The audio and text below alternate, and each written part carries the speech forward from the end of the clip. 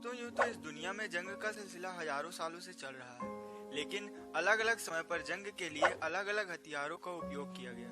जैसे कि शुरुआती समय में लोग पत्थरों का उपयोग करते थे।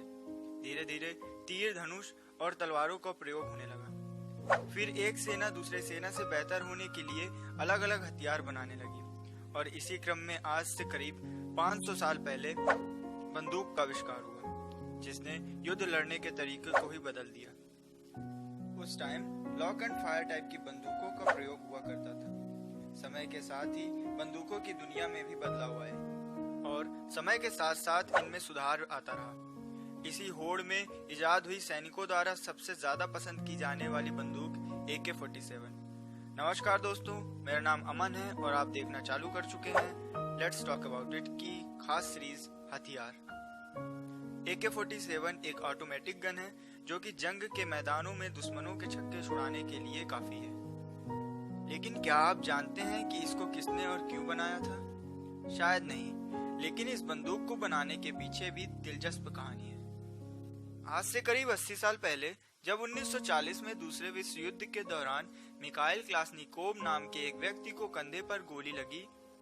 दरअसल मिखाइल सोवियत सेना में एक टैंक कमांडर थे। गोली लगने के बाद उन्हें अस्पताल में भर्ती करा दिया गया। उसी दौरान सोवियत सेना के कुछ सिपाहियों ने उन्हें सोवियत राइफल की खराब क्वालिटी के बारे में बताया, जो जर्मन राइफल की तुलना में कमजोर थी, जिससे सोवियत सैनिकों की बड़ी संख्या में जान जा रही थी। इसी बात को ध्यान में रखते हुए मिखाइल ने एक बढ़िया वेपन डिजाइन करने की ठानी और हॉस्पिटल से छूटते ही वह इस प्रोजेक्ट में काम करने लग गए। मिखाइल ने 1942 में सब मशीन गन और 1943 में लाइट मशीन गन पर काम किया और फिर 1944 तक उन्होंने सेमी ऑटोमेटिक गैस ऑपरेटेड बंदूक बनाई। इस बंदूक के साथ उन्होंने एक गन कंपटीशन में पार्ट लिया, जहां उनकी बंदूक SKS-45 सिनोव बंदूक से हार गई। इस हार के बाद मिखाइल ने हथियारों के डिजाइन पर और ज्यादा काम करना स्टार्ट कर दिया। फिर 1946 में उन्होंने एक और बंदूक बना ली, जिसका नाम उन्होंने AK-46 रखा। नवंबर 1947 में मिखाइल ने पुरानी बंदूकों से सीख लेकर एक नई बंदूक बनाई जो फुल्ली ऑटोमेटिक गन थी, जिसका नाम AK-47 रखा गया।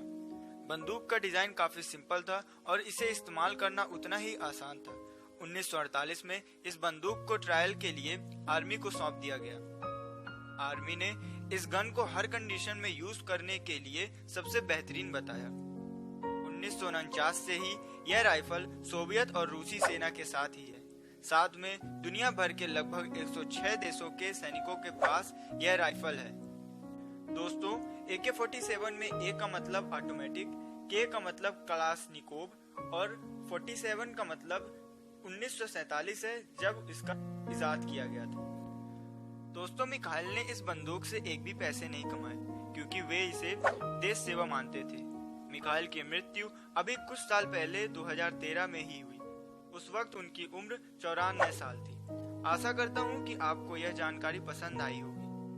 फिर मिलेंगे वार के अगले एपिसोड में, जहां जानेंगे कि क्या वजह थी जिससे मिखाइल AK-47 को अपना सबसे खराब आविष्कार मानते हैं।